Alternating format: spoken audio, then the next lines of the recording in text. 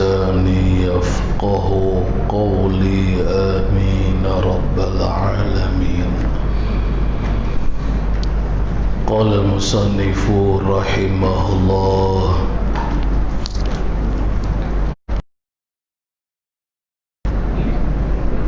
hadis nombor 6.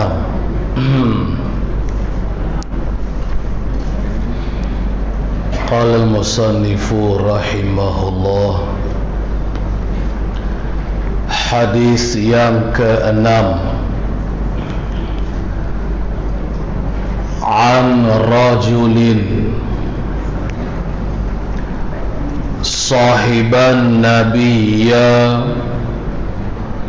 sallallahu alaihi wasallam qala naha Rasulullah sallallahu alaihi wasallam an taghtasilal mar'atu bifadlir rajuli awir rajulu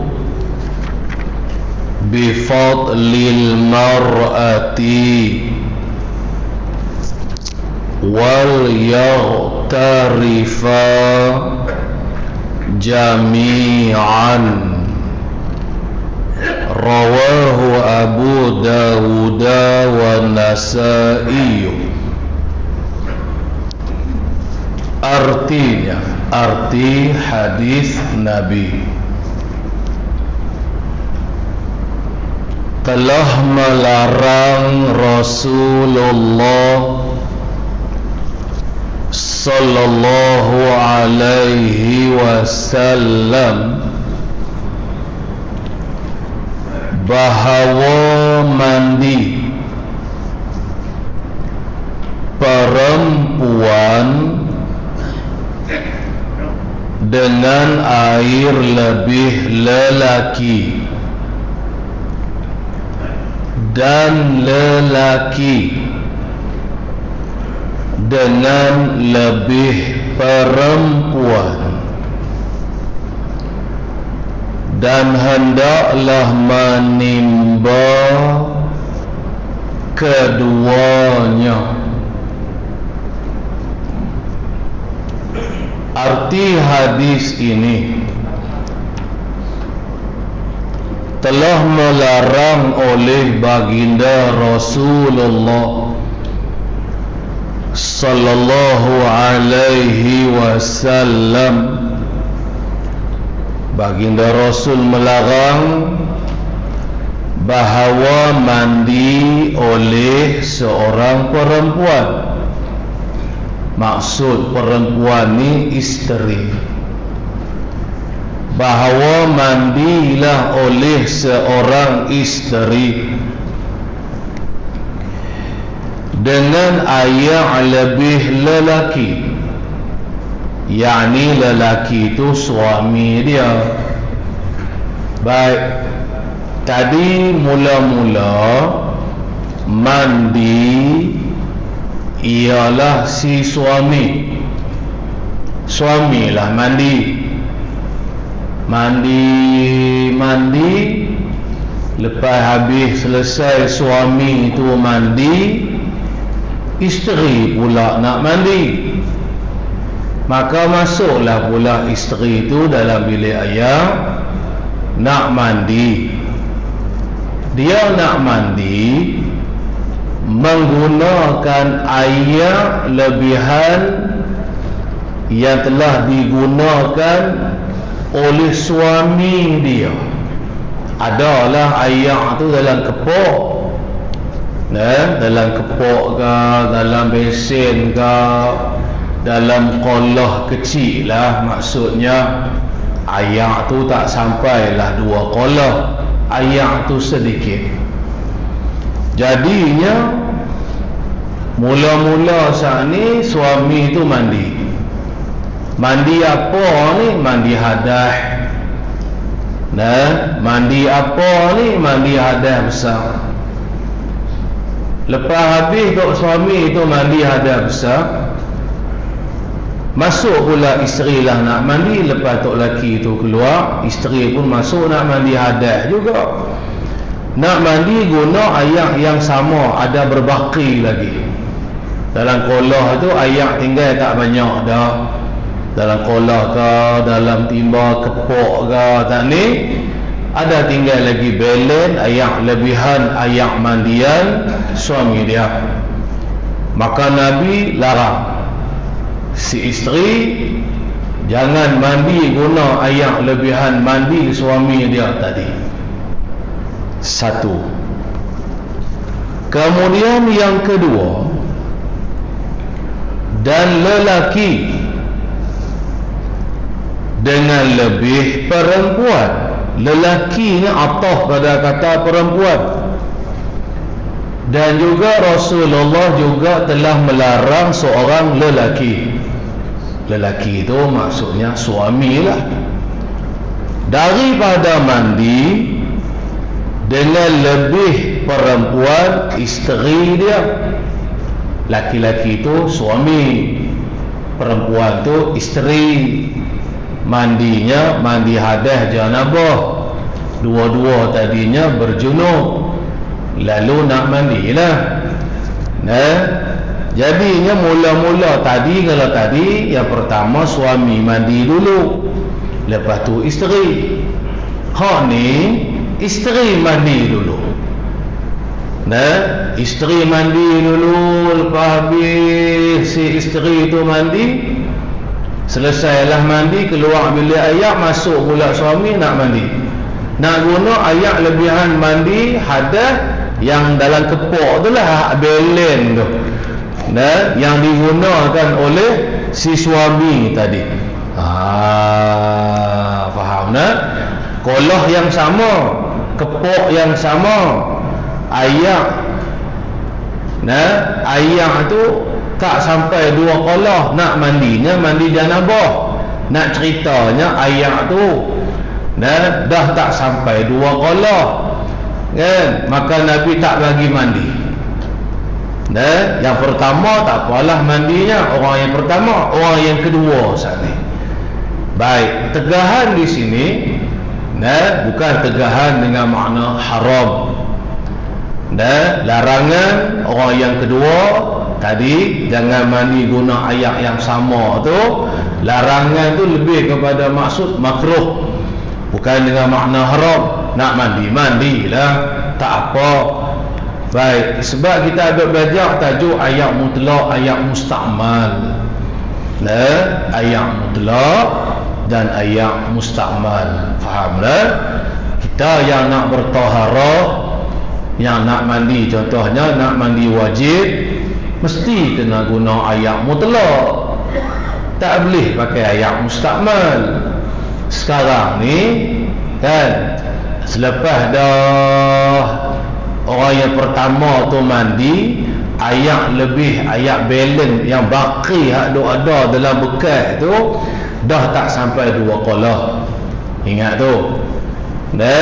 Jadi kalau ayat tu dah tak sampai 2 kolah, kalau ayat tu masih lagi mutlak, tak apa, tak ada masalah. Boleh nak mandi, dia tidak syarat mandi ayat kena 2 kolah. Dia syaratnya nak ambil ayat semayang ke, mandi wajib ke, kena ayat mutlak. Ayat mutlak walaupun tak sampai 2 kolah, boleh kita juga nak mandi, nak ambil semayang pun. Cumanya Nabi tak bagi. Tak bagi itu bukan sebab ayat tu ayat mustakmal. Bukan sebab kerana ayat tu ayat mustakmal, tidak. Dengan dalil nak mandi boleh, tapi baik tak usah mandi. Kalau ayat dalam keadaan kurang 2 kolah, sebab ayat tu tadi telah diguna, tak boleh jadi ayat tu dah jadi mustakmal pun tak tahu. Pasal ayat tu sikit, tapi pasti ke ayat tu dah jadi mustakmal? Tak pasti juga. Sebab tak pasti tu kita nak mandi boleh, tapi Nabi kata tak usah mandi. Mana dalam keadaan kurang 2 kolah tu, tak usah mandi atau kau nak mandi boleh tambah balik air tu. Buka paip air balik, tambah air tu balik, bagi jadi banyak, bagi jadi 2 kolah balik, kemudian mandilah. Tak ada makruh apa dah lepas tu. Baik, itu maksud dia. Dan hendaklah menimba keduanya perempuan dan juga lelaki. Tak sah ni. Baik, jadi katanya al-musannif, dan hendaklah menimba oleh kedua-duanya, yakni masa mandi tadi.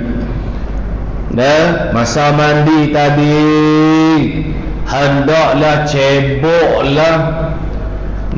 cedoklah air tu, ambillah, cedoklah dengan apa pun, ambil gayung ke, ambil timba ke, dok pun cedok dengan tangan.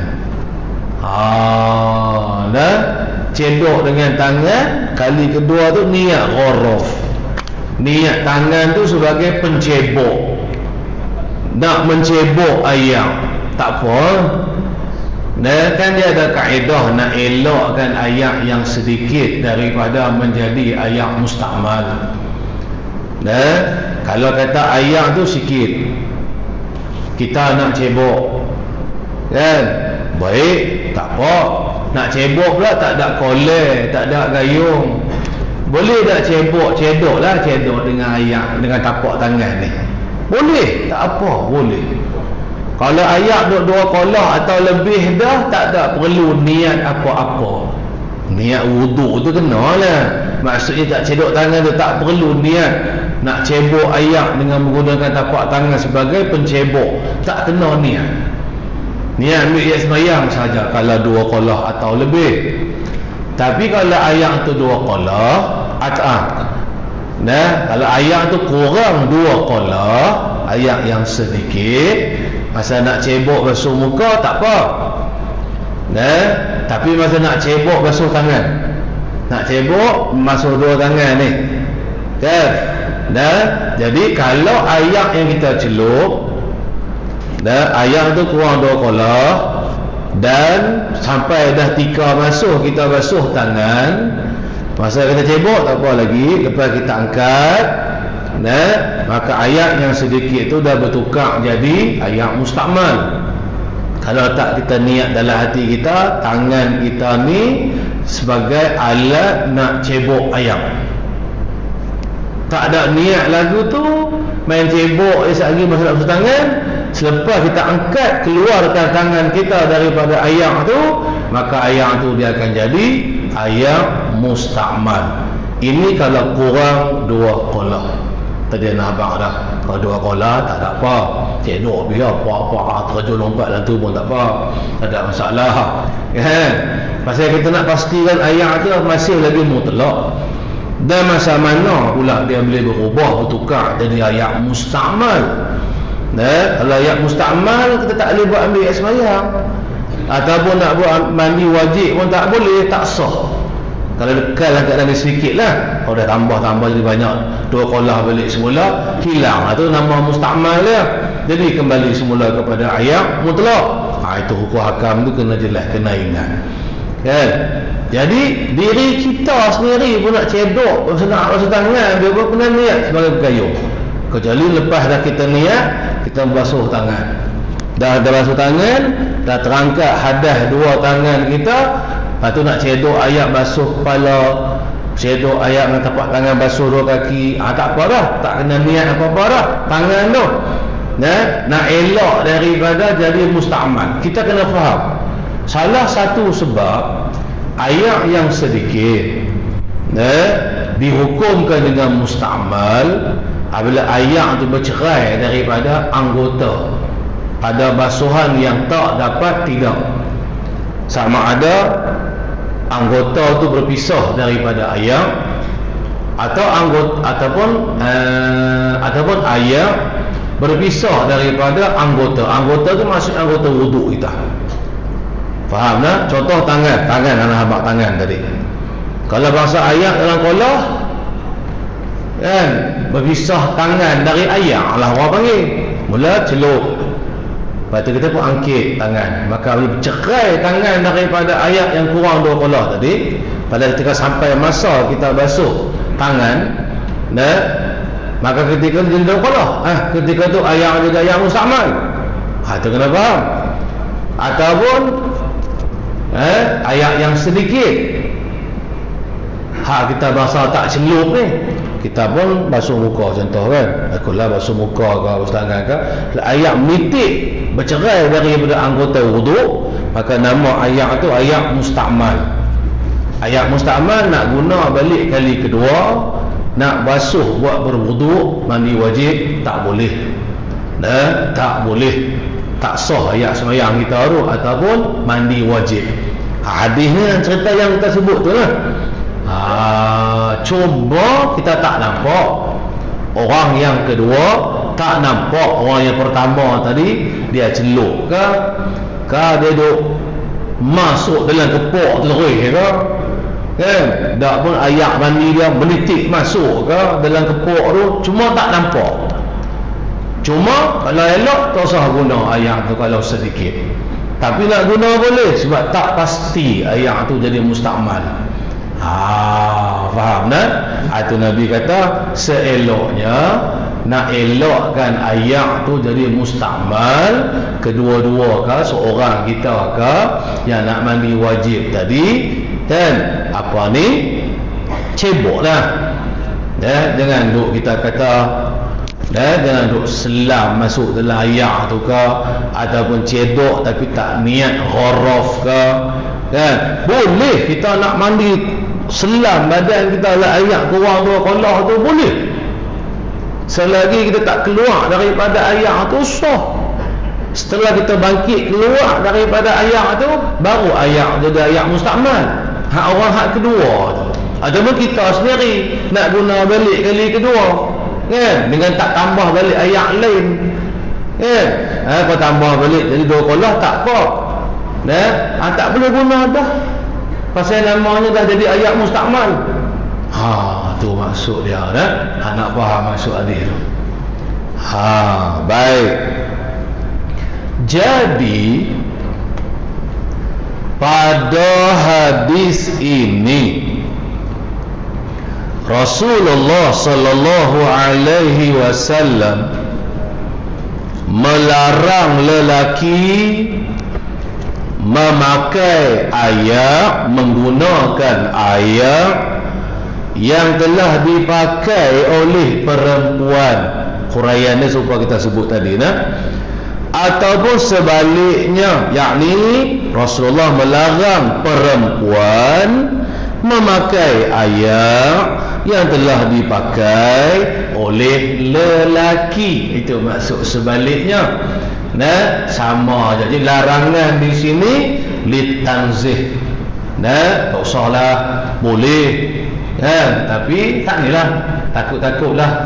Takut-takut pun tak ada juga sebenarnya, pasal ayak tu tak boleh jadi dah diguna pakai dia celup macam mana kata tadi tu kan. Kalau nak pakai juga sangat-sangat juga, tambah ayak lain, bagi jadi 2 qolah balik semula.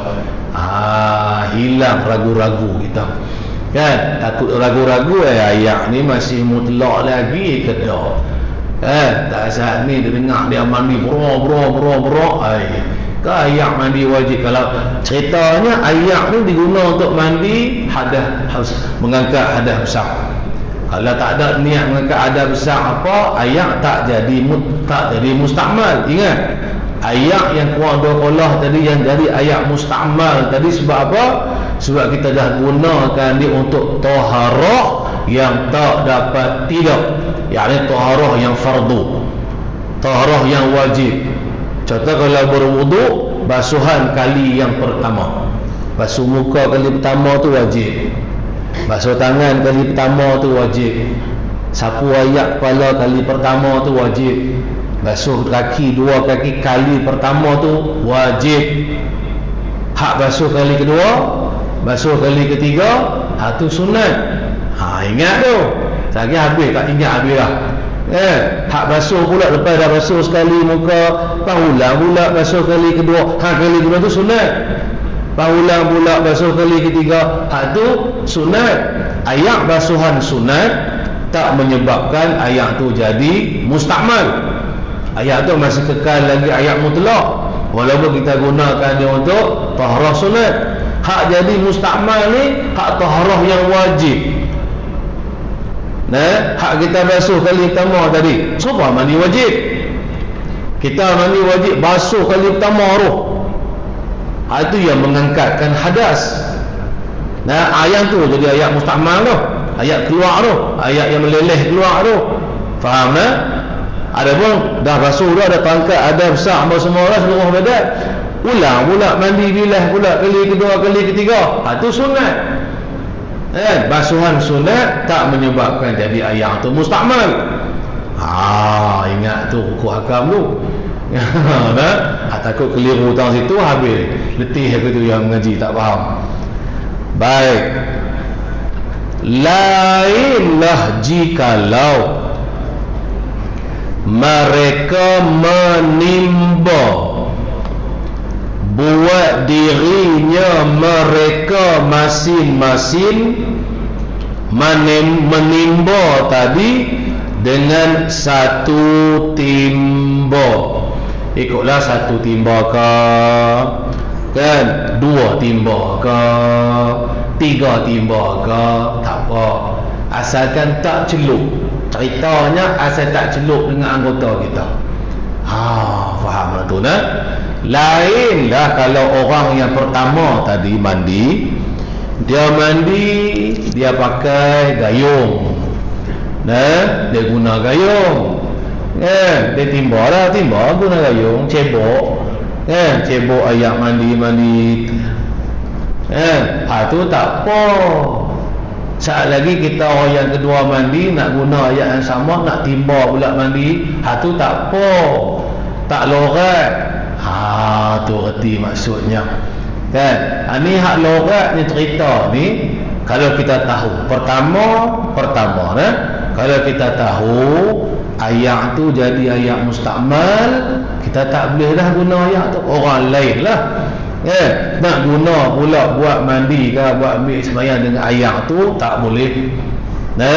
Kalau kita tahu ayat tu dah jadi mustakmal, punca ayat tu jadi mustakmal, tak sat ni nak sebut dah, kan? Sebab ayat tu telah digunakan untuk mandi taharah yang fardu. Ayat tu dah bertuh, dah bersentuhan dengan kulit tubuh badan anggota lah. Yang digunakan buat mengangkat hak wajib, mandi wajib ke, wuduk yang wajib ke tadi ni. Kemudian ayat tu dia akan jadi ayat mustakmal lah, ayat yang bertuh, yang kita sentuh kena kat tubuh kita untuk buat mandi wajib tu. Kalau ayat tak kena, tak bertuh dengan mana-mana anggota yang mandi wajib, macam contoh tadi dia mandi wajib, dia cedok, ayat tu sentuh dengan kolej ya. Ayat tu bertuh dengan gayung je. Tak apa, ayat dengan kolej tu walaupun tinggal sikit pun tak menjadi ayat mustakmal. Ataupun kita tak nampak, pun sekali pun tak nampak tadi, kan? Kita tak nampak orang yang pertama tu masa mandi dia cedok dengan gayung ke ataupun tidak ke, tak tahulah maksudnya, kan? Pun Nabi larang hadis ni. Tapi dari segi hukum boleh, harus, sebab kita tak nampak, sebab kita tak pasti ayat tu dah jadi mustakmal atau tidak. Gitu dah. Maksudnya lagu tu. Baik, habis tang situ. Sekalipun mereka menimba daripada tempat yang satu, maknanya tempat yang satu tu kolah yang sama. Maksud tempat yang satu contohnya seperti kolah, kan? Jadi masing-masing pakai duk timba ayam dari kolah yang sama, tak apa kalau guna timba, kan? Sebab tak celup, tak apa. Ini ceritanya kita qaidkan lagi ayak tu dah jadi kurang 2 qolah. Faham tu? Kalau ayak tu masih banyak lagi 2 qolah atau lebih, hak tu celup dengan tangan pun, hak tu hang berenang dengan qolah tu pun tak apa, kan? Ayak tu tak jadi mustakmal. Yang kedua, kan, nak main pula terjun pula boleh, mandi ni wajib apa pun pasal ayak tu 2 qolah. Asalkan tak berubah dengan sebab sabun mandi ke apa ke, ayak tu masih mutlak. Lagu tu maksud dia.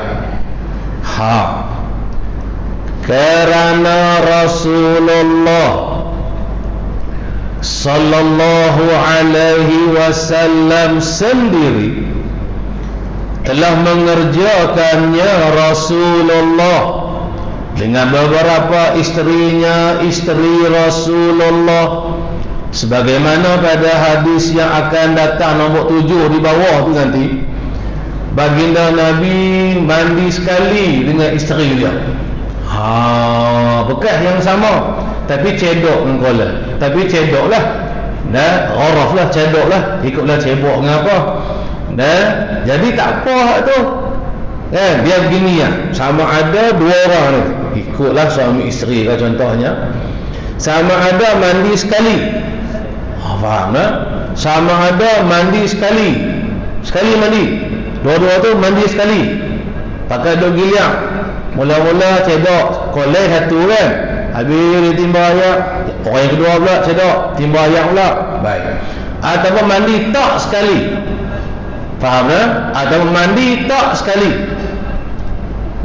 mula-mula suami mandi dulu, lepas selesai suami mandi, lepas tu baru isteri mandi. Jadi tak apa, serupa je. Masalahnya hukumnya boleh, harus. Cumanya nak cerita hadis ni, biasa baginda Rasul mandi bersama dengan isterinya, duk gilak-gilak cebok lah, gayung satu je kot. Tak apa, boleh. Pasal apa? Pasal boleh tengok, nampak, masing-masing nampaklah ayak tu celup ke tidak, ayak tu menitik masuk ke tidak. Kalau menitik masuk banyak mana, kalau masuk sikit tak apa, kalau masuk banyak ada kira-kiranya lagi. Kalau kira-kiranya menyebabkan ayak tu jadi ayak mustakmal, orang yang kedua tak boleh guna dah ayak yang dalam kolah tu, kecuali ayak tu ditambah balik, dibanyakkan semula, bagi jadi 2 kolah balik, baru kembali kepada mutlak. Itu hukum hakam dia. Nak ceritanya, nak bertaharah, ikutlah berwudu ke, mandi wajib ke, mesti ayak mutlak. Mesti kena guna ayak mutlak. Ayak mustakmal boleh ke? Tak boleh. Dan lagu mana terjadinya ayak mustakmal? Inilah macam mana kita duduk ngaji ni. Gitulah maksud dia. Baik, hadis kita yang ke-7.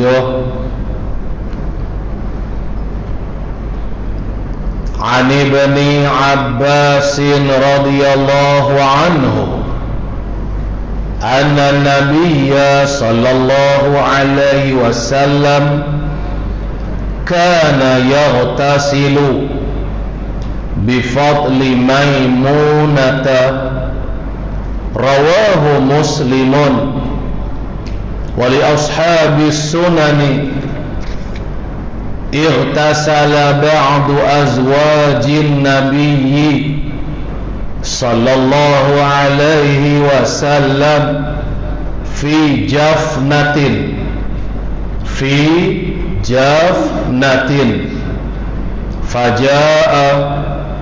faja'a liyaghtasila minha faqalat inni kuntu junuban faqala innal ma'a la yajnubu, innal ma'a la yajnubu, rawahu Tirmidzi.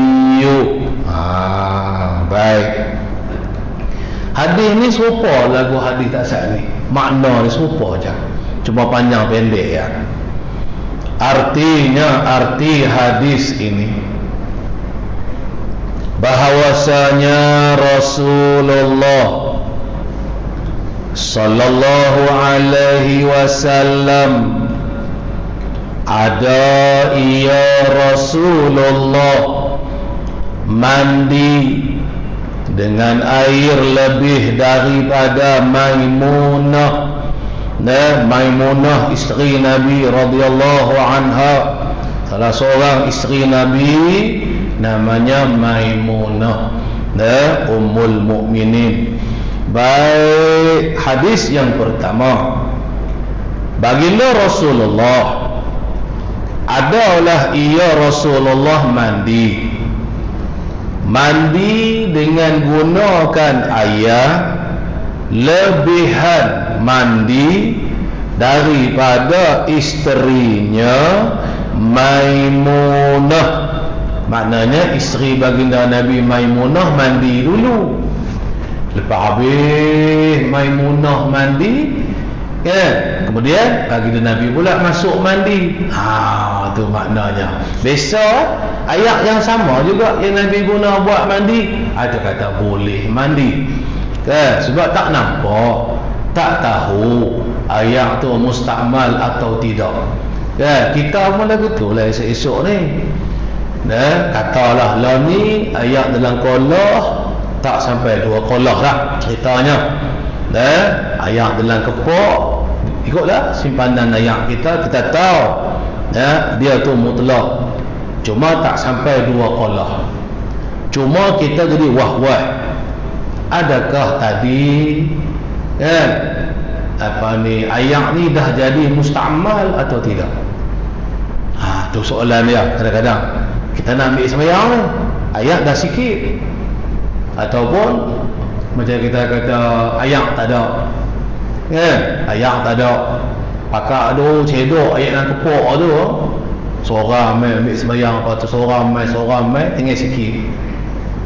Kawan mana sebelum kita tadi ni ambil sembahyang juga, lepas tu kita timbul syak, boleh dah ayat ni tadi kau depan ambil sembahyang, ayat menitik masuk ke macam mana kau? Kau dah terjun masuk dalam kolah ni ke macam mana kau? Boleh tak nak ambil sembahyang ataupun nak mandi hadas? Cuba contoh hadis Nabi mandi, berwuduk pun sama aja maksud dia. Jawabnya boleh selagi kita tak tahu, selagi kita tak nampak. Tak nampak tadi lah masa depan ambil sembahyang tu dia celup tangan India layak kurang 2 kolah tu, kau dah lagu tu tak usah guna lah kita. Ayat tu tentu dah ayat mustakmal.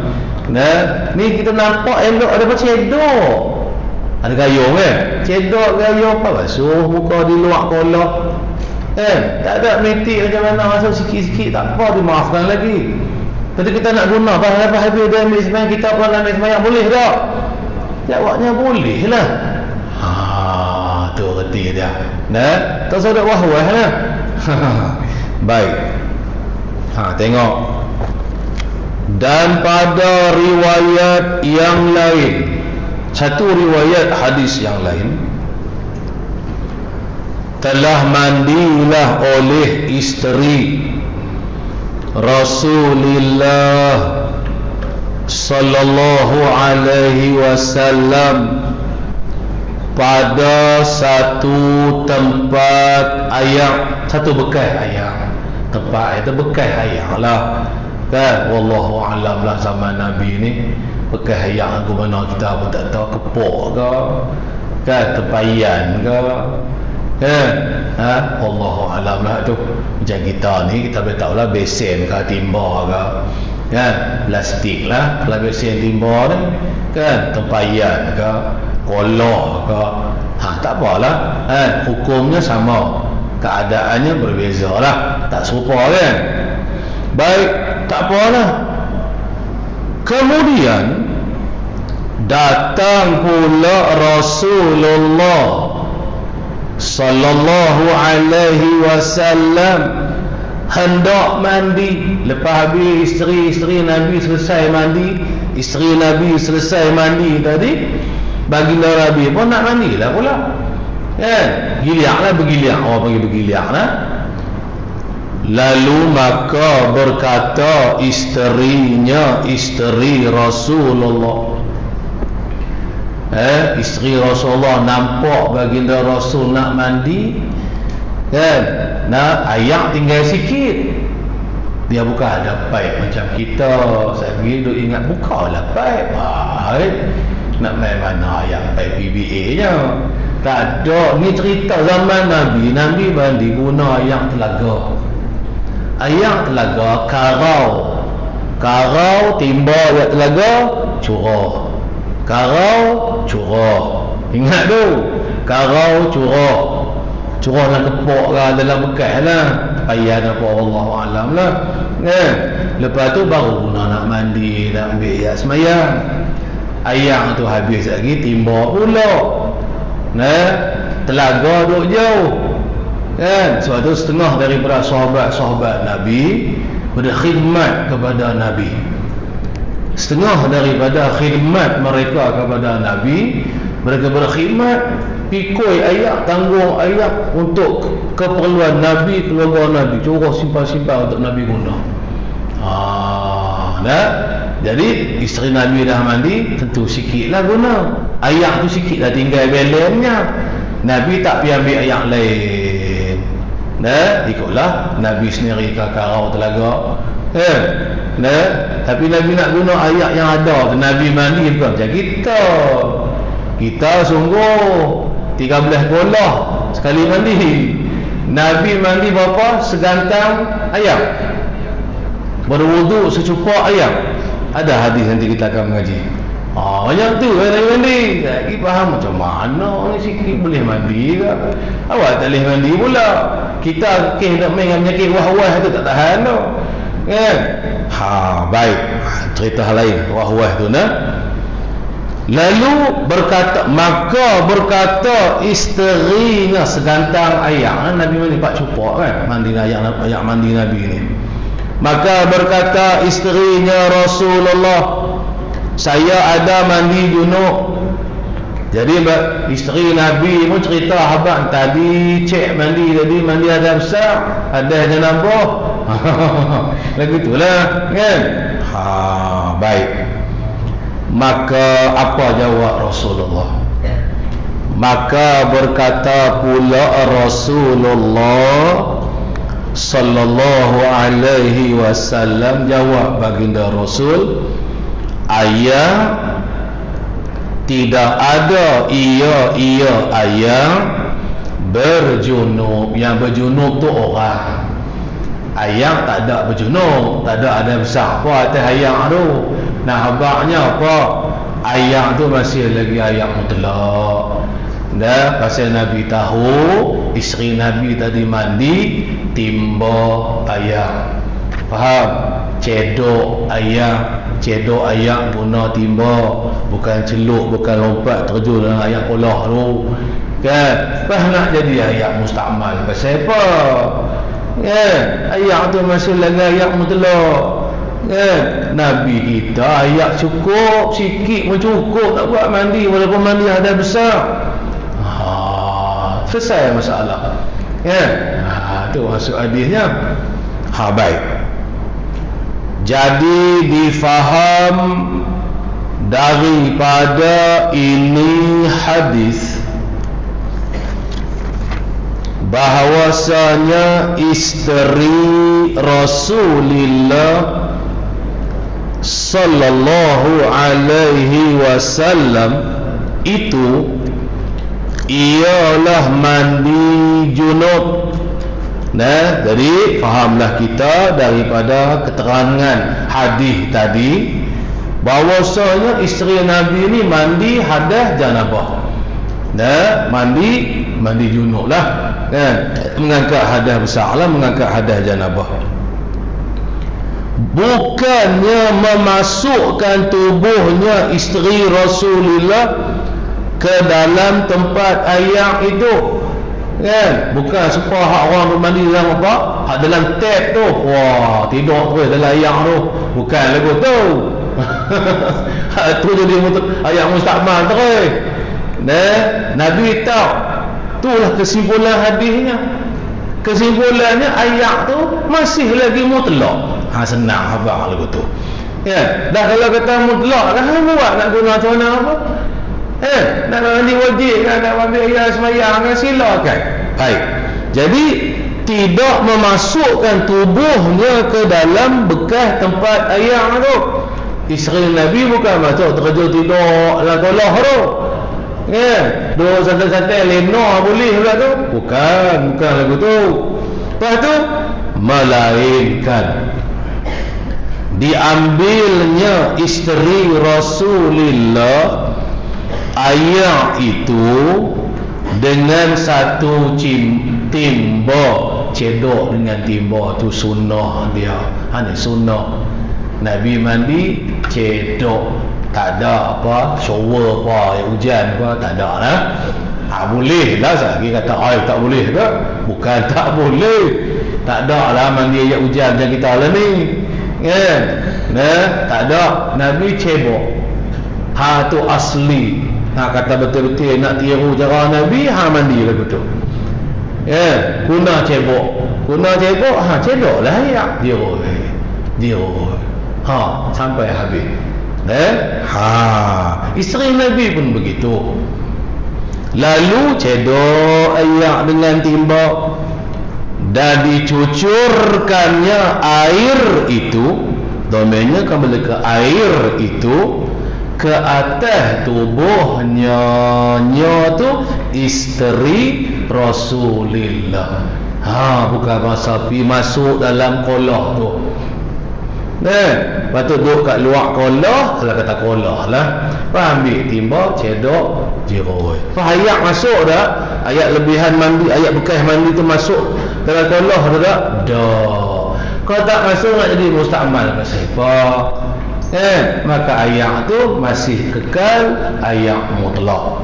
Lepas tu yang lepas isteri Nabi selesai mandi, Nabi pun nak mandi guna ayat yang sama juga. Maka jawab Nabi, ayat tu bukan berjunuk. Maksudnya ayat tu tak ada jadi ayat mustakmal apa bukan cedok, bukan pergi masuk terjun dalam kolah tu. Masuk terjun, ayat tu di mustakmal. Itu pun kalau ayat tu sedikit. Kalau ayat tu masih lagi 2 kolah atau lebih dan tidak berubah, tak jadi mutaghayyir orang panggil, masih lagi mutlak. Orang lain nak mandi pula pun boleh. Lagu tu lah praktiknya lagu tu. Baik, kita berhentilah setakat tu. InsyaAllah kita akan sambung lagi 2 minggu lagi. Jadi kita berhenti pada hadis yang ke-8. An Abi Hurairah ila akhirih. Wallahu subhanahu wa ta'ala a'lam. Wallahu subhanahu wa ta'ala a'lam. A'udzu billahi minasyaitonir rajim. Bismillahirrahmanirrahim. Alhamdulillahi rabbil alamin. Wassalatu wassalamu ala sayyidina Muhammad wa ala alihi wa sahbihi ajma'in. Allahumma aftah alaina futuhal arifin bihikmatik وانشر علينا رحمتك وذكرنا ما نسينا يا ذا الجلال والإكرام وصلى الله على سيدنا محمد وعلى آله وصحبه أجمعين والحمد لله رب العالمين تقبل الله منا ومنكم.